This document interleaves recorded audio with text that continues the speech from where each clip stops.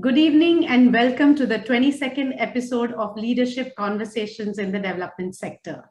The social impact sector is full of passionate leaders with innovative outlooks on the world's greatest problems. Our leadership conversations focus on the unique insights offered by these leaders as they share their experiences and move the development sector forward. Our host, GoBarefoot, is an interactive web portal dedicated to the social sector. It brings together individuals, NGOs, NPOs, and the CSR arms of organizations with the mandate of creating a one-stop information website for both networking and knowledge sharing.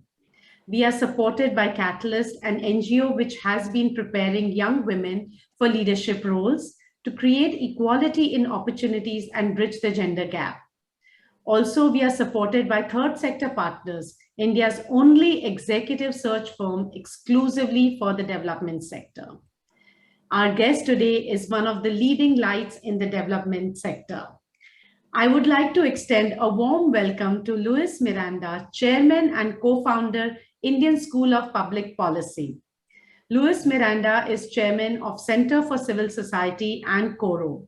He is co-founder of the Indian School of Public Policy and Take Charge mentoring program for Catholic youth in India, in Mumbai. Luis spends his time with his wife connecting dots, using their networks to help the organizations they are connected with. He is also on the board of Educate Girls and SBI Foundation. Luis is also chairman of ManipalCigna Health Insurance and senior advisor at Morgan Stanley. He's a trustee at University of Chicago Trust in India and a member of the Global Leaders Group and the Advisory Council of the Rustandy Center for Social Sector Innovation at Chicago booth. In conversation with Mr. Miranda is Shital Kakkar Mehra, leadership expert and executive presence coach for CEOs. Shital has trained over 75,000 professionals across Asia and has personally coached over 1,000 CXOs in the past 2 decades. She has conducted workshops for diverse organizations across Asia and has been invited as a speaker by leading B schools and professional associations. She is the best-selling author, and her latest best-selling book, Executive Presence, The Poise Formula for Leadership, is India's first research-based formula on this leadership skill. Shital is an active philanthropist and a social entrepreneur. I welcome both our guests.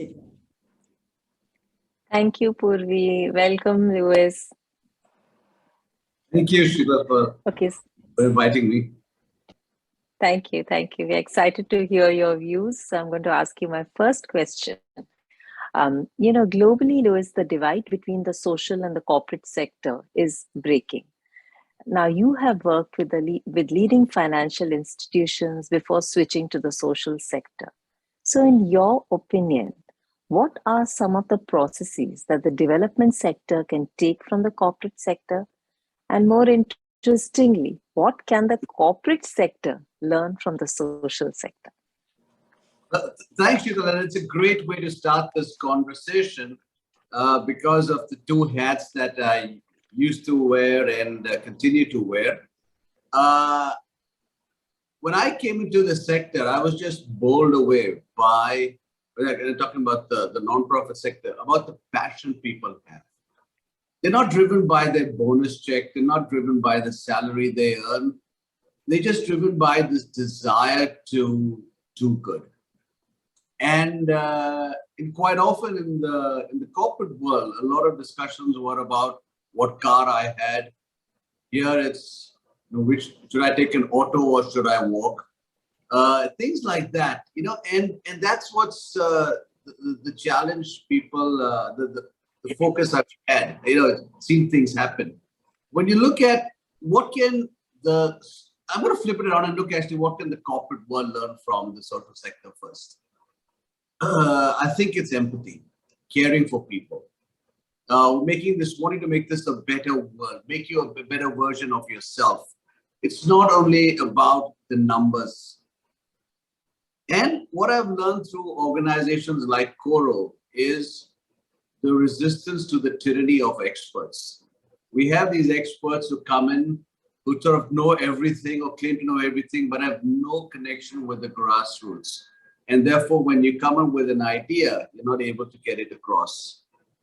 And I think the big skill that I've learned over time is really the need to listen to people. And let's look now, what can the social sector, what are some of the things that keep you frustrated over here? I guess one of them is the focus on metrics. So, I did talk about, in the corporate world, we're focused a lot on the numbers. The challenge is to find something in between over here, because quite often we're so concerned about caring for people. For example, in some of the organizations, if there's a problem, the whole organization rallies around to help that particular person, and everything else gets dumped aside. Can we be more efficient? So I think focus on targets and processes are things that the social sector can learn from the corporate world. But when you ask this question, the thought came to my mind immediately is something that we're starting off at CORO. So CORO is an organization which is 30 years old. It was set up initially in Chembur to help with adult literacy. And now what we effectively do is run a fellowship program for grassroots leaders to develop them into leaders. And we've trained over 1,300 people over the last 12 years. And 70% are from backward communities, 70% are women, 40% have only been up to secondary school. And we've sort of grown through our own expertise and the funds that come in from the corporate world and the inputs. So we're actually now in a conversation with one of the leading corporates in the country about how can CORO help with the leadership development of women in smaller towns where this corporate is, and help create opportunities for those women so that they can aspire to be in the head office at some time in the future.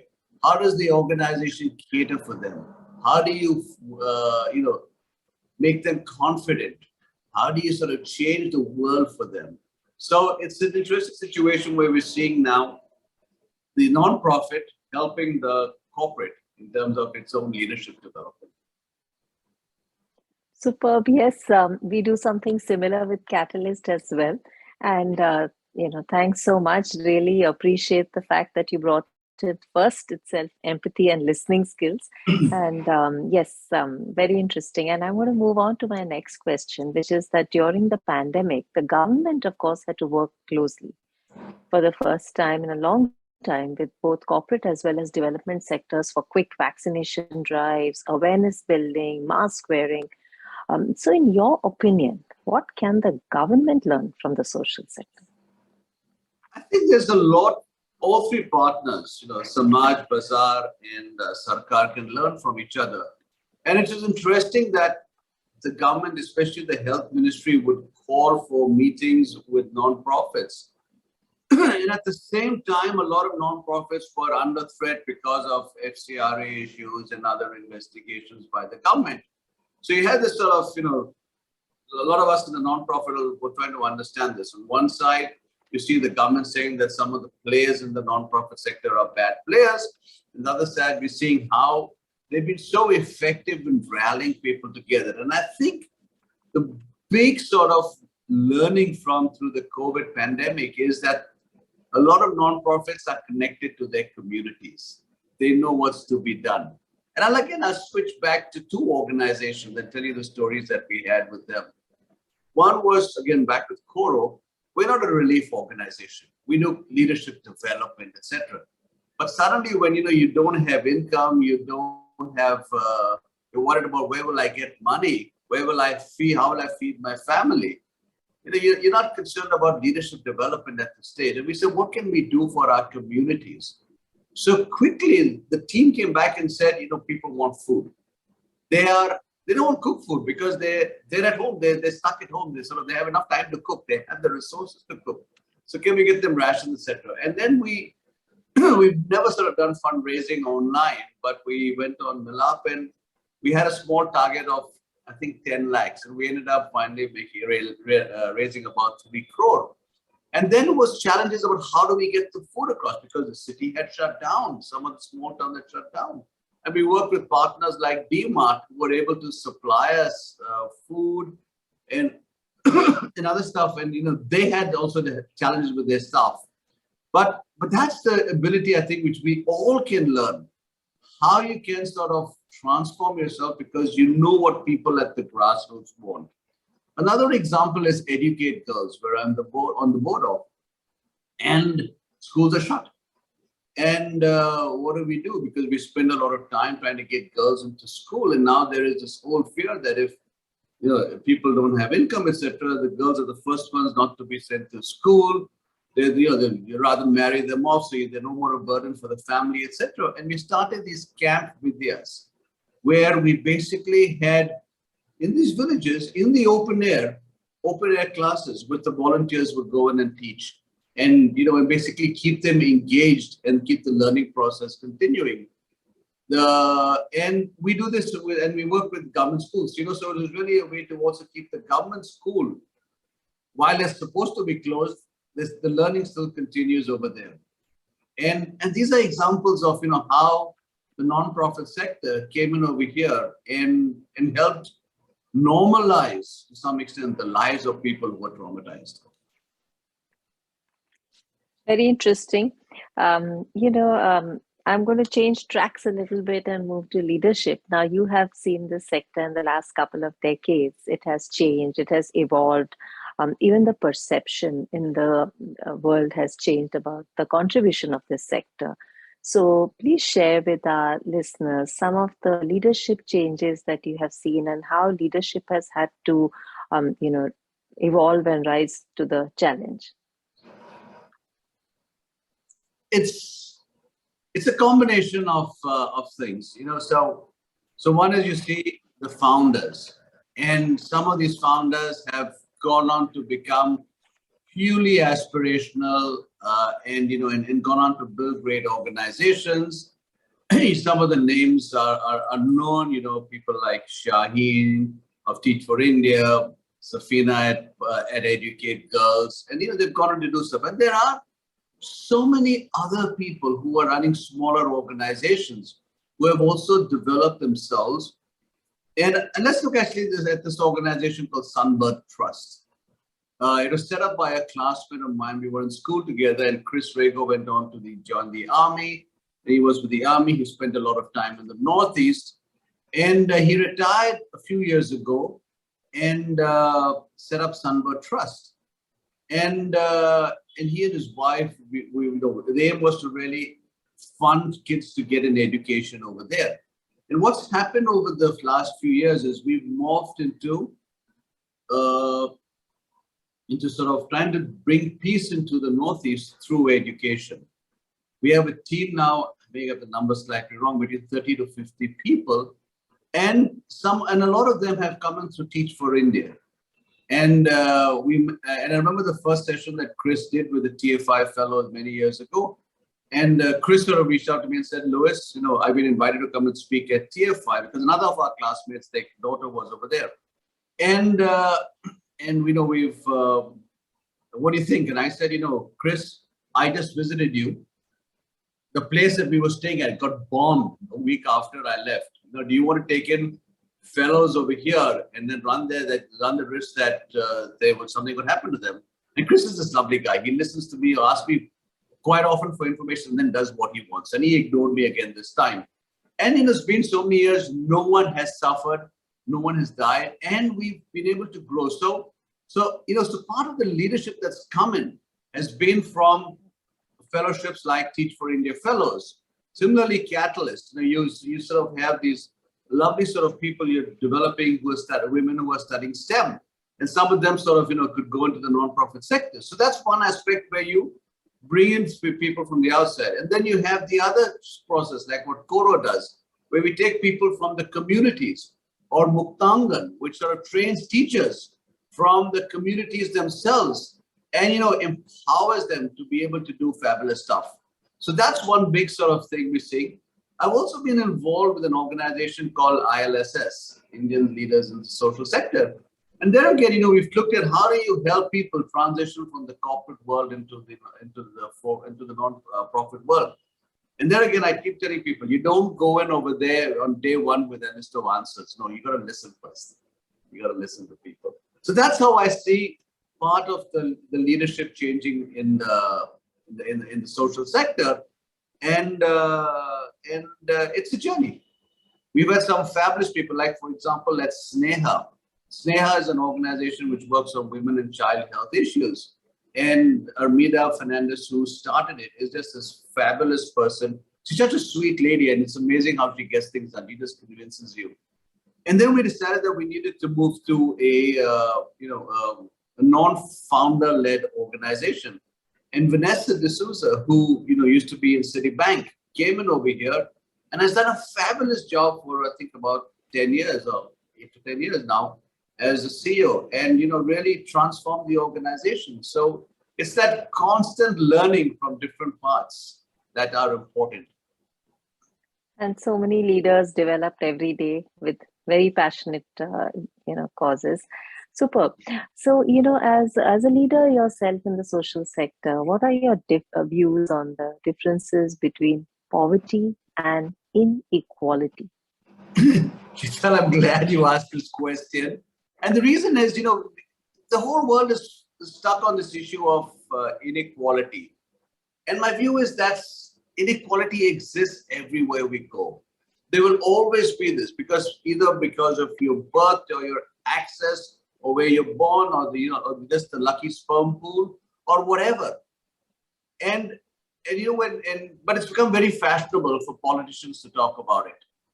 It is very easy to sort of fix inequality, which is that you just tax the rich and, but it doesn't grow the pie. And in places like India, we need to focus on how we grow the pie.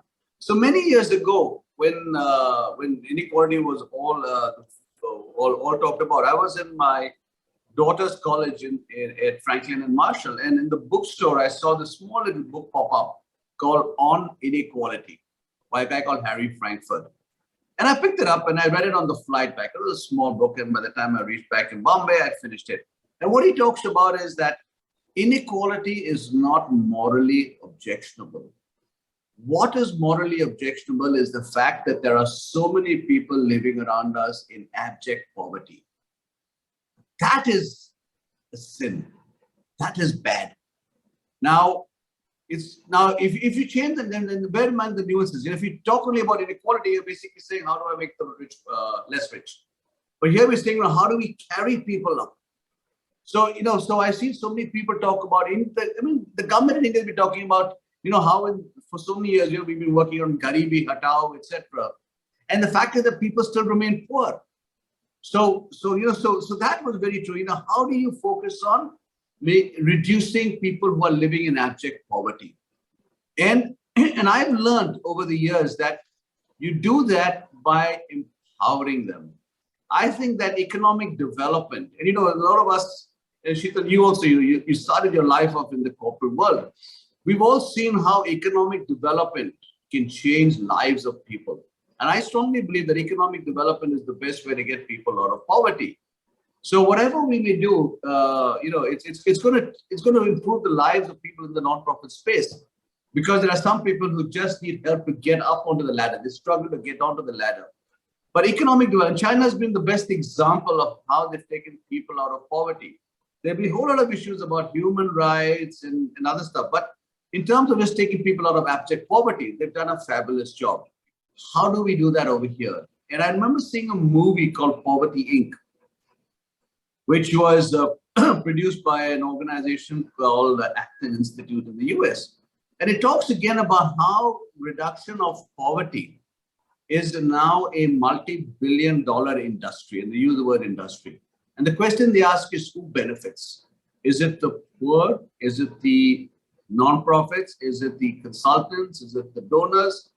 And in many cases, it's actually everyone else except for the poor. And they go through a whole lot of examples about how, and the important point is they say, everyone did whatever they did with good intention. But the end result was that the countries remained in poverty. And there's one line which sort of was very clear over there, which is, which I remember, it's basically someone asking, tell me which country has grown out of poverty just because of aid. I can't think of anyone. So, so you got to empower people to do so. And it's interesting, when we talked also about people working, another organization I'm involved in is Social Venture Partners, which again is, people who are in the corporate world who want to get involved. And this is a lovely way for them to, get your toes wet in the water and get more involved. So it's that sort of, and then we bring in practices of what we've learned in the corporate world to focus on economic development and changing the lives of people. That's really what we're all focused about here. So true. Agree with you 100%. Earlier in the conversation, you had mentioned about raising funds and how, you had a small amount and you were quite surprised by the fact that you could raise so much. And, it's interesting to note that donor profile has changed in India. And, in fact, Indians sitting across the world also are big and small time donors, besides, of course, the domestic donors. So, and we also hear words like young philanthropy, collaborative philanthropy. So please share with our audience, your views on some of these terms and how donor profile has changed. When you're asking me this question, I'm going back 30 years. When your husband and I, we weren't married at that time, I think, and, we'd sort of go and party away. And, we never thought of doing something in the social sector at that time. It just wasn't on the plan. And today we're seeing, young kids who are, wanting to be in the social sector. I mean, both our kids, Fiona and our kids, our daughter is studying to be in wants to be in the performing arts space. And she knows that she's going to be struggling to make a living. And our son is at the moment working with the Inuit in the Arctic Circle on the impact of climate change on the food supply from the seashore. And, these are things that when I was their age, I would never have thought about. So one is to see a young bunch of kids who want to do. So now I know there are some people who do it as their mandatory 2 years to get into business school. That's a separate set of people. But, there are a lot of others who are genuinely interested in passionate about it. And I worry about them, to be honest. I worry that when they wake up when they're 35 with 2 kids and they suddenly realize, listen, I've got bills to pay and how do I do it? And they'll have to figure it out at that stage. And therefore, I remember there was this young guy who worked with me, who worked with my team at IDFC Private Equity. So one day he told me that he's leaving, he wants to join Dasra. And Dasra I just set up. And I was with Deval the other day, we were both on a panel, and he was asking me a question on the panel. He said, Louis, why did you encourage Himanshu to leave you and join the nonprofit space? And I thought about it and I said, maybe I was just jealous that, this young guy could think about it when I never had that option. Or maybe it was there, just that I wasn't aware of it. So that's one part about time spent. Then we come to the giving, philanthropy. We're seeing a lot more people give because, first of all, there's been a lot more wealth creation. In the past, it was a lot of family money. And I've seen that happening with a lot of old family money. They feel that it's not their right to give it away because their ancestors left it for them. So, so that's the excuse they give as to why they can't give it away because they were given it themselves. But you see a lot of first generation wealth givers, and that's changing. You're seeing young people, as you said. You're seeing these young kids who are, putting aside 100 rupees a month to help someone, and things like that is I think a great change for it. Another organization that Fiona and I are involved with is a group. Well, it's not an organization; it's just the collective, I'd say, called Living My Promise, where we've pledged to give away at least 50% of what we have in our lives or in our wills, and these are for the lesser mortals who don't have billions of dollars. So and it was set up by just friends of ours, and I think that's great. A lot of money in the past would go for religious reasons. I mean, I myself, give a lot of money to church, etc. And some of them do. Some of it is good work done, but there's not much accountability, etc. So you're seeing a lot more transparency coming about in terms of recipients in what they do. So yeah. Yeah, interesting, the thought process, and I agree with you. The wealth creation in the first generation itself has led to a lot of donors. Now, as a chairman of Center for Civil Society, you work closely with schools. Of course, 2020 and 21, sadly, were years of school closure. It'll, of course, have long-term impact on our children, especially the girl child, which you had mentioned in your earlier conversation. So please share your views on this. Sure. It's interesting. So in September, Fiona and I were in Sikkim, and we'd gone there because one of the organizations with Fiona's on the board of 17,000 Feet Foundation, we'd been invited by the government of Sikkim to do whatever we do in Ladakh to extend it over here. And what 17,000 Feet does is they work in remote schools on the borders of our country, schools which don't have electricity or connectivity. And they've developed a technology which allows you to have a digital class, even though you don't have connectivity and electricity. And, they've templatized it. Again, taking the lessons with Sujata and her husband, Sandeep Sahu. I've taken the lessons from their prior world and, and made a process, process it into how can we do it in these classrooms.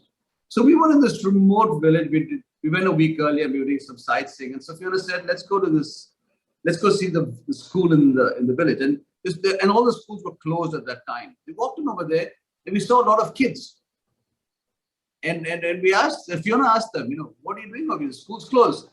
We just love hanging out in the school. So in other words, they were there, not necessarily learning, but that was their space. That was where they could hang out with their friends and be safe. Now that's what school is about. Unfortunately, we've lost that view of it. In schools, only it's a place where you would go and you study, etc. It's not that community where you live. But coming back to the question you asked, yes, people have been really sort of hit badly. You see kids who would have normally been in the first class now, have been at home for the last 2 years and now in class 3, and they don't know what to do. So unless we do remedial education, which was there in the earlier sort of, education policies, unless we focus on that, we're going to have a disaster on our hands. It's not business as usual.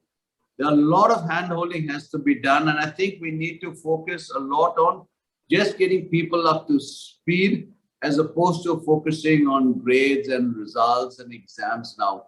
I think this is a whole time again for a lot of empathy to be shown in the classroom and getting kids up to speed. Otherwise, because just imagine if you're supposed to be in the 3rd standard and you've not been in school yet, and you're sort of thrown in over here, you're lost. When you go to the 4th, you're 5th, you're just going to be sinking for deeper down. And I've seen this in Ladakh, where one particular school, we were in a remote school. This was before the school, we really got engaged with the school. There was, I think, 140 kids in that particular secondary school. In the 8th standard, there was something like about 60 students. Because in that village, the 8th standard, I think, was the highest class. And all these kids just bumped up every year. And after the 8th, they had no school to go to. And they just hung around because they had not learned anything. Yes. And there were these boys over there who were drawing some fabulous stuff, extremely talented. And you just look back and say, what a waste of a life for them. True. And we haven't heard any conversation in any part of the world on remedial education. And, that's interesting you mentioned that. Now, as a co-founder of the Indian School of Public Policy, share with our listeners some of the initiatives that you've taken or the school has taken to ensure that you create leaders for tomorrow in this sector. Thanks a lot, Shital. So around 2012, after I quit full-time work, I was introduced to a guy called Parth Shah, who had started the Center for Civil Society. And one of the things that we learned from our alumni was that, what they really enjoyed and found useful and connected to CCS were these 4-day programs you ran in, now called iPolicy, about what public policy is about, etc. So Parth said, so why don't we start a 1-year program? Why don't we sort of, institutionalize it in the school? And we said we can do that, but where are the jobs? There's no point training people if you can't place them. That's your guy's business. So we said, so we waited a couple of years. And then when we realized in 2018 that the time was right, there are people who are looking for people with a public policy background, we said, let's look at getting people in. And we sort of started the school with two objectives. One, to democratize public policy training in India. A lot of kids would go overseas, spend 30, 40 lakhs, a crore of rupees to be able to get a public policy degree. And when you paid so much, the salaries in India for people in public policy aren't that high. So, you can't, the ROI is not like, it's not like, in the business school where you can come back and get a high paid job. So one was to democratize it. And secondly, make it not just Delhi-centric. While we are in Delhi, we're getting people from 13 different states, different backgrounds, a lot of them coming from STEM, and then there's people from the arts and then and law, etc. So that's the first thing we did, was democratize public policy. And the second was I'm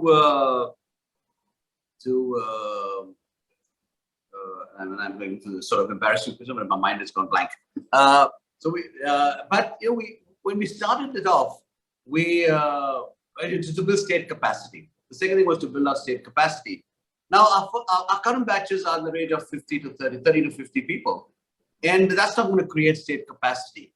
So what have we done is we've looked at the entire life cycle of learning and said, how do we impact people at these different stages? So we're now launching an EdTech program where we've digitized and created capsules, digital class lectures on the entire sort of on a certain part of the curriculum, and that's going to be offered through an EdTech company to college students and young professionals. So when you're in college, you can learn about public policy and do a 1 or 2 credit course through our content. Then we have our postgraduate program, which we have over here. Then we've launched our Hindi program, Lokiti, the first time we're teaching public policy in Hindi. And it's a 4-month blended program. We've got that. We're now this month, and actually next week, launching our EdTech program, our executive ed program, where we're working with the executives, the CXOs of the Tata Group, and together with the Harris School in Chicago, at the University of Chicago, and we're running that program. Then we're also working with the Capacity Building Commission of the government, Mission Karma Yogi, to train people in the government. So, we've covered that entire space. And that's how we look at sort of leadership over there. And, and building out leaders, retraining, as well as creating people over here.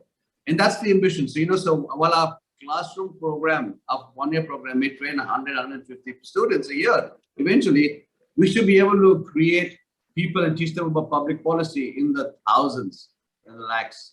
Bigger pipeline. Yep, absolutely. That's interesting. We have a few questions from the audience. So could we have the spotlight on Michelle?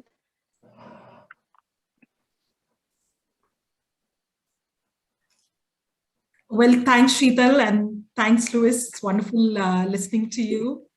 Well, Luis, you've had a very inspiring career trajectory, and especially the diversity of organizations that you're involved in. What is the biggest risk that you have taken in your career, and what was the learning you gained from this decision that you made? I think the biggest risk I took was coming back to India in 1989.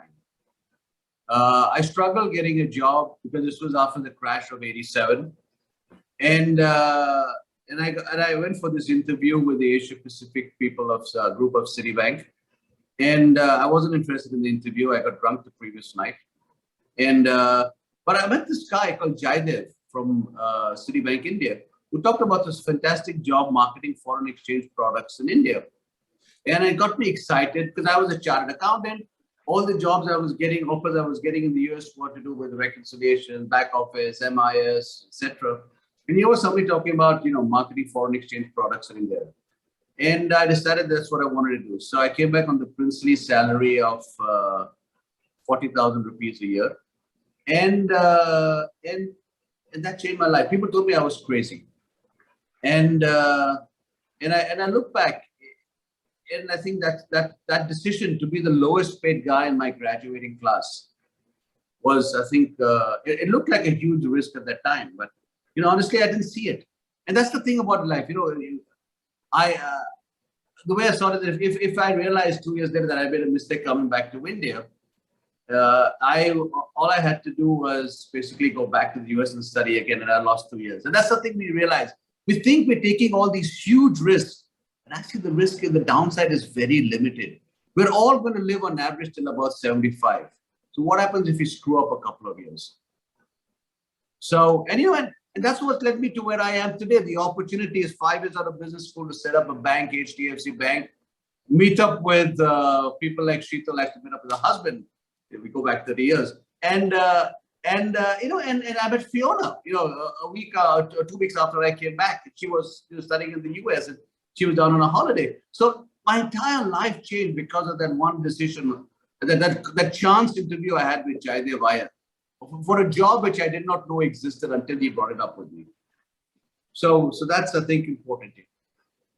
Yeah, interesting you say that. The young listeners are going to completely agree with you and be wowed by the fact that you took such a big decision so many years ago. And we have one more final question. So could we please have the spotlight on Shalima? Hi, Luis. I know you spoke about the leaders who are now in social sector and they are making a difference. My question is, people really celebrate when corporate leaders move to social sector and they make a great impact. Has the opposite also occurred? And have you had a chance to see leaders moving from social to corporate, and what's the impact do you think they can make? I'm trying to think. You got me thinking. I'm aware of, as I told you about the story of how at CORO we're working with people and how do we sort of take the lessons we've learned on working with communities to the corporate world. But as even somebody from the corporate world who's gone out from the non-social sector, who's gone out to do so, I can't think of anyone. And I think that's an embarrassment. You sort of put you've asked a question which has stumped me, and I need to come up with a proper sort of answer for this. But come back to the work that say, for example, people like third sector partners do.